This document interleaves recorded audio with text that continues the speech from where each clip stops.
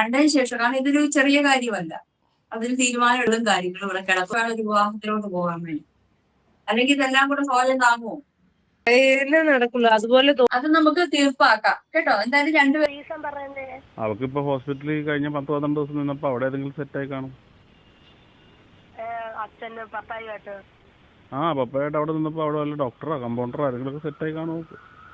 അതായിരിക്കും. ഇല്ലില്ല, അല്ലാണ്ട് പിന്നെ ഞാൻ എന്ത് കുറവുണ്ടാക്കിയിട്ടാ ഇവിടെ? ഞാനിവിടെ എന്ത് കുറവുണ്ടാക്കിയിട്ടാ അവർക്ക്? നിങ്ങൾ നാളല്ലേ സ്ത്രീ ഇങ്ങനെ പറയാൻ തള്ളിമറിക്കേ? അച്ചായൻ ചെറ്റയാണെങ്കിൽ നിങ്ങൾ അതിനേക്കാൾ അപ്പുറത്തെ ഫ്രോഡെന്നേ ഞാൻ പറയത്തുള്ളൂ. അമ്മാതിരി തള്ളാണ് നിങ്ങളും തള്ളി വിടുന്നത്. ഈ ഒരു ഇന്റർവ്യൂവിൽ നിങ്ങൾ വന്ന് കുറെ ഞെട്ടിക്കുന്ന സത്യങ്ങൾ വെളിപ്പെടുത്തിയത് കൊണ്ട് മാത്രം ഞാൻ ഈ ഇന്റർവ്യൂ വിശ്വസിക്കുന്നില്ല. എല്ലാവർക്കും നമസ്കാരം. തൊപ്പിയുടെ അടുത്ത ആള് അച്ചായൻ ചോജൻ വർഗീസ്. ഈ വ്യക്തിയുമായി റിലേറ്റ് ചെയ്തിട്ട് ഇപ്പൊ നല്ല പോലെ ഇഷ്യൂസ് നടക്കുകയാണ്. ഇവൻ ഒന്നാം തരം ഫ്രോഡാണെന്ന് എക്സ്പോസ് ആയിക്കൊണ്ടിരിക്കുകയാണ് ഓരോ ദിവസവും. അല്ലെ, ഓരോ ആൾക്കാർ വന്ന് പറയുന്നുണ്ട്. ബിജു എന്ന് പറയുന്ന ഒരാൾ വന്ന് പറഞ്ഞു, അച്ചായന്റെ വീട്ടിൽ ജോലി ചെയ്തിരുന്ന ഹോം നേഴ്സ് ആയിട്ടുള്ള ഒരു സ്ത്രീ അടക്കം വന്ന് പറയുകയാണ്, അച്ചായൻ എന്നോട് മോശമായിട്ട് പെരുമാറുന്നത്. നിങ്ങൾക്ക് നാണമില്ലേ സ്ത്രീയെ ഇങ്ങനെ വന്ന് തള്ളി മറിക്കാനെന്നാണ് നിങ്ങളടുത്ത് എനിക്ക് ആദ്യം ചോദിക്കാനുള്ളത്. ഇങ്ങനെ ഇത്ര പച്ചക്കള്ളം പറയാൻ നിങ്ങൾക്ക് നാണമില്ലേ? അച്ചായനുമായിട്ട് ഒരു ബന്ധമല്ല, ഫ്രണ്ടായിരുന്നു, ജസ്റ്റ് ഫ്രണ്ട്. ഉമ്മയ്ക്ക് ഫോട്ടോ എടുത്തപ്പോ അറിയാതെ ഇങ്ങനെ ഫോണ് തിരിച്ചപ്പോ ഇങ്ങനെ ഒന്ന് ഞെറ്റി പോയെന്ന്. നാണമില്ലേ സ്ത്രീയെ നിങ്ങൾക്ക് ഇങ്ങനെ ഒന്ന് കള്ളം പറയാൻ? എനിക്ക് സത്യം കേൾക്ക ഇന്റർവ്യൂ കണ്ടപ്പോ എനിക്ക് പൊരിഞ്ഞു വന്നു. ഇങ്ങനെ കള്ളം പറയാനല്ലോ മനുഷ്യനായ, ഇങ്ങനെ കള്ളം പറയരുത്. ഇവിടെ സ്ത്രീകൾക്ക് ഒരു പ്രിവിലേജും കാര്യങ്ങളൊക്കെ ഉണ്ട്. ഓഫ് കോഴ്സ് അതിനെ മാക്സിമം മിസ്യൂസ് ചെയ്യാണ് നിങ്ങളെപ്പോലുള്ള ഓരോ സ്ത്രീകളെന്നേ ഞാൻ പറയത്തുള്ളൂ. അമ്മാതിരി അപരാധമാണ് നിങ്ങളൊക്കെ കാണിക്കുന്നത്. എനിക്ക് അമ്മാതിരി ദേഷ്യമാണ് ഇന്റർവ്യൂ കണ്ട സമയത്ത് വന്നിട്ടുള്ള.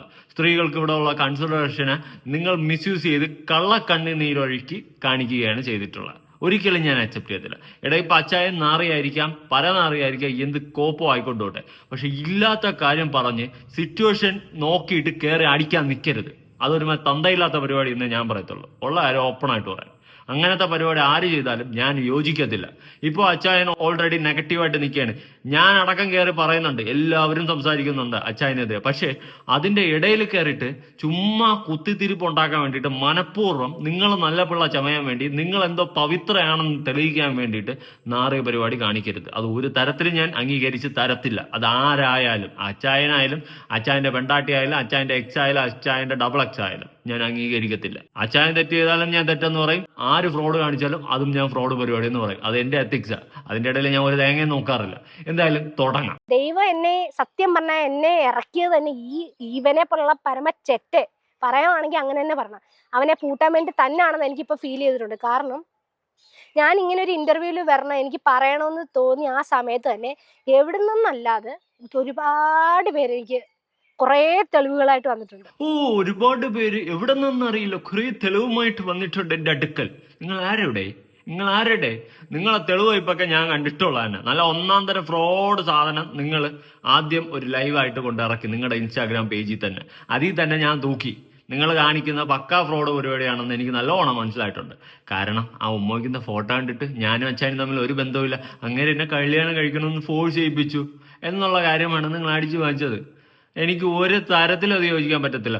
ഒരു പക്ഷേ ആ ഫോട്ടോ കണ്ടിട്ടില്ല, ആ ഫോട്ടോ പുറത്ത് വന്നിട്ടില്ലായിരുന്നെങ്കിൽ നിങ്ങളെ സപ്പോർട്ട് ചെയ്തേനെ, അല്ലേ? എല്ലാവരും ജനങ്ങൾ ഒന്നടങ്കം നിങ്ങളെ സപ്പോർട്ട് ചെയ്തേനെ. പക്ഷെ ആ ഫോട്ടോ കണ്ടിട്ട് നിങ്ങൾക്ക് തെറ്റ് പറ്റിപ്പോയി, അല്ലെങ്കിൽ അദ്ദേഹത്തെ ഞാൻ ഒരുപാട് വിശ്വസിച്ചു പോയി, അങ്ങനെ എനിക്ക് പറ്റിയ തെറ്റാണെന്ന് പറഞ്ഞിരുന്നെങ്കിലും നിങ്ങളെ ജനങ്ങൾ അക്സെപ്റ്റ് ചെയ്തേനെ. പക്ഷെ ആ ഫോട്ടോ എടുത്ത് വെച്ചിട്ട് ഞങ്ങൾ ജസ്റ്റ് ഫ്രണ്ടാണ്, അങ്ങനെയൊന്നും ഇല്ല, ആ ഫോട്ടോയിൽ അറിയാതെ തിരിഞ്ഞു കുണച്ചാണെന്ന് പറയുമ്പോൾ എനിക്ക് പൊരി.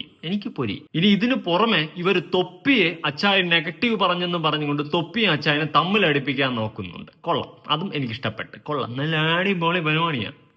ഈവൻ തൊപ്പിയെ പറ്റി ഇത്ര തലയെ കൊണ്ട് വെക്കുന്നുള്ളൂ. ഈ തൊപ്പിയെ പറ്റി എന്തൊക്കെ എന്റെ അടുത്ത് പറഞ്ഞു തരുന്നറിയോ? ഈ അമ്മയും മോനും, ഈ തങ്കു എന്ന് പറഞ്ഞ ഈ തങ്കവും പൊന്നും എല്ലാം കൂടെ സത്യം പറയുവാണെങ്കിൽ എനിക്ക് ചിരി വരും ഓരോ വീഡിയോസ് കാണുമ്പോൾ. ഈ പറയുന്ന ഈ എന്റെ അടുത്ത് പറഞ്ഞിട്ടുണ്ട്, ഈ തൊപ്പി ഒരു ദിവസം ഫുഡ് കഴിക്കാൻ വിളിച്ചു അവരുടെ വീട്ടിലോട്ട്. അപ്പൊ ഈ തൊപ്പിക്ക് കിളിമീൻ ഭയങ്കര ഇഷ്ടമാണ്. അപ്പൊ അന്ന് കിളിമീൻ കിട്ടി. ഇപ്പൊ പുള്ളിക്കാരൻ പറഞ്ഞു വാങ്ങിച്ച് വറുത്ത് ഒക്കെ ഭയങ്കര സെറ്റാക്കി വെക്കണം എന്നൊക്കെ പറഞ്ഞിട്ട് വറുത്ത് എല്ലാം വെച്ച് ഇവന്മാർ ടീംസ് എല്ലാം കൂടെ വന്ന് ഫുഡൊക്കെ കഴിച്ചു. അവൻ ഫുഡ് കൈ കഴിച്ച് ഇറങ്ങിയില്ല.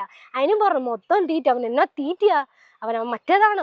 അവനെ വരെ അതുകൊണ്ട് എനിക്കൊരു സമാധാനം എന്താ പറയാ, കൂടെ നിന്ന് വലിയ പൊങ്ങച്ചൻ പറയുന്ന അവനെ വരെ പറഞ്ഞിട്ടുണ്ടെങ്കിൽ എന്നെ ഇത്രയല്ലേ പറഞ്ഞോളൂ, സാരമില്ലെന്ന് ഞാൻ അങ്ങ് വിട്ട കേസ്. ഓഹോ, ആണോ?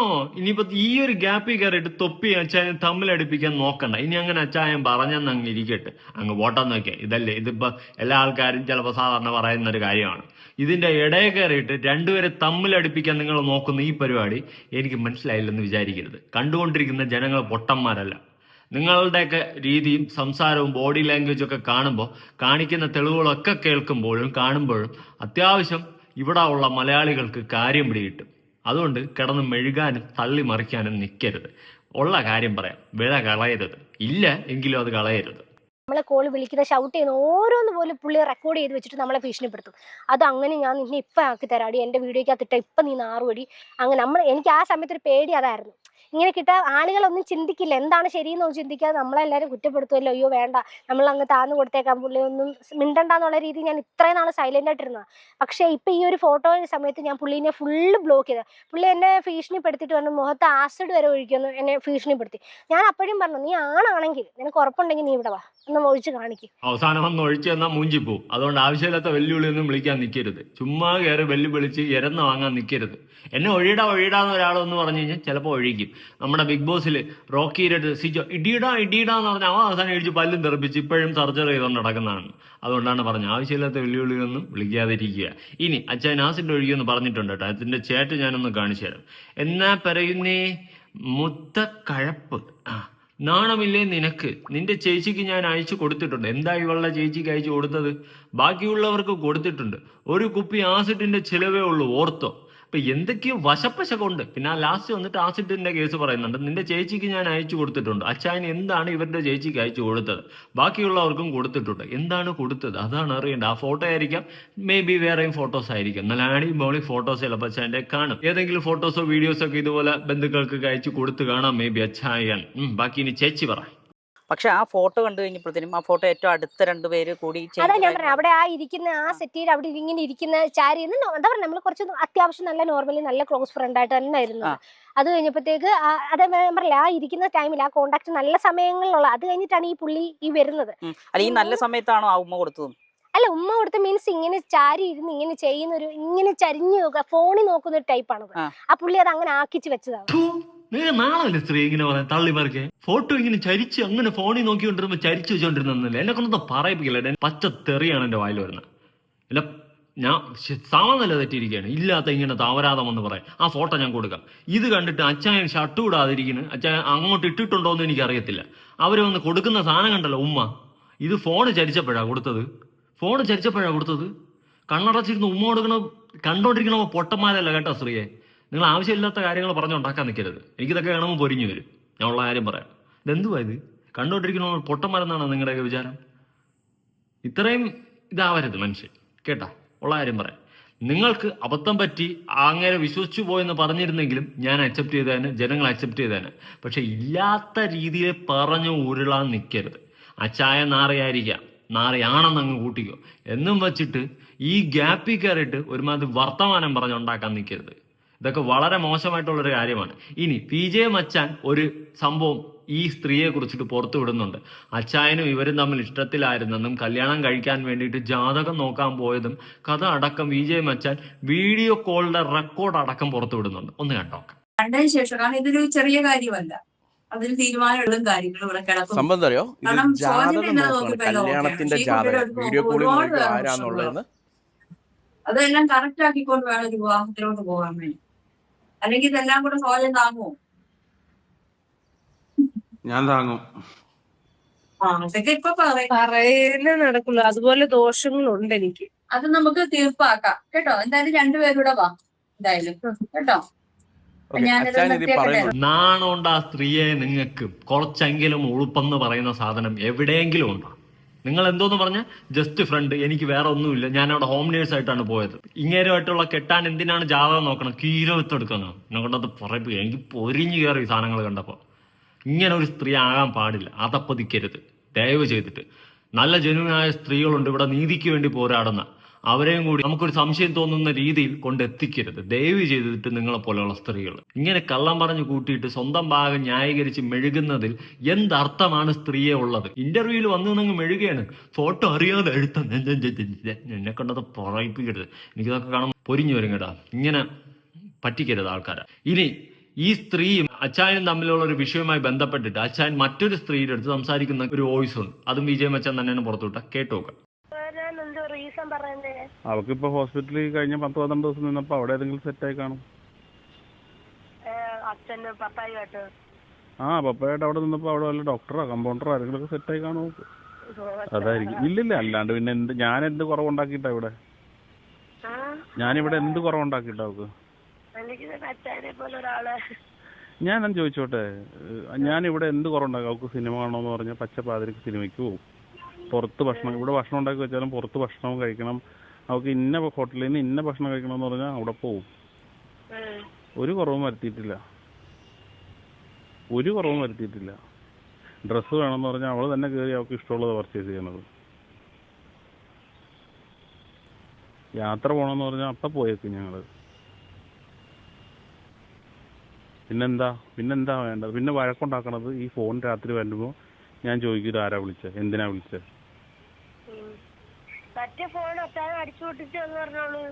എന്നിട്ട് പുതിയത് മേടിച്ചു കൊടുത്തു. ഇത് തന്നെ കേസ്. 2 മണിക്ക് 3 മണിക്കൊക്കെ ഫോൺ വന്നാ എന്ത് ചെയ്യും പറയും? ഞാൻ ചോദിച്ചു അവനോടാ, ഞാൻ അവനോട് ചോദിച്ചോടാ, നീ നിന്റെ പെണ്ണുപിള്ളയും കൂടി കിടക്കുമ്പോൾ നിങ്ങൾ ഏത് രീതിയിലാണോ കിടക്കണത് എന്താണെന്ന് ആയിക്കോട്ടെ, അപ്പം വേറൊരുത്തൻ ഈ രാത്രിക്ക് ഞാൻ നിന്നെ വിളിക്കുകയാണെങ്കിൽ നീ എങ്ങനെ ഫീൽ ചെയ്യുമെന്ന് മാത്രം. ഈ വോയിസിൽ നിന്നും രാത്രി അല്ലെങ്കിൽ വെളുപ്പാങ്കാലം 2 മണിക്കും 3 മണിക്കും ഈ സ്ത്രീക്ക് കോള് വരുന്നു എന്നുള്ളൊരു കാര്യം വ്യക്തമാണ്. ഈ ഒരു സംസാരത്തിൽ നിന്നും അച്ഛൻ പറയുന്നത് വെച്ച് മനസ്സിലാക്കാൻ സാധിക്കുന്നുണ്ട്. ഇനി ഈ ഒരു രാത്രി 2 മണിക്കും 3 മണിക്കും ഹോം നേഴ്സുമായിട്ട് ഒരിക്കലും ഒരു വീട്ടിലെ ഉടമസ്ഥ ഒരുമിച്ചിരിക്കത്തില്ല. ഏത് മനസ്സിലായി കാണുമെന്ന് വിചാരിക്കുന്നു. അതുകൊണ്ട് എന്നെ കൊണ്ട് കൂടുതലൊന്നും പറയിപ്പിക്കാൻ നിൽക്കരുത്. പറഞ്ഞു കഴിഞ്ഞാൽ ചീഞ്ഞ് നാറും കേട്ടോ. അതിപ്പോൾ ആരായാലും.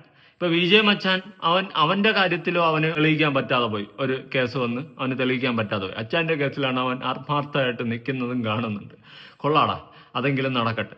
ഇവിടെ അച്ചായൻ പരമചെറ്റയായിരിക്കാം, നാറിയായിരിക്കും. അച്ചായൻ കാരണം ഒരുപാട് പെൺകുട്ടികളുടെ ജീവിതം തൊലഞ്ഞിട്ടുണ്ടാവുക, എല്ലാം ഒക്കെ ഞാൻ അക്സെപ്റ്റ് ചെയ്യുന്നു.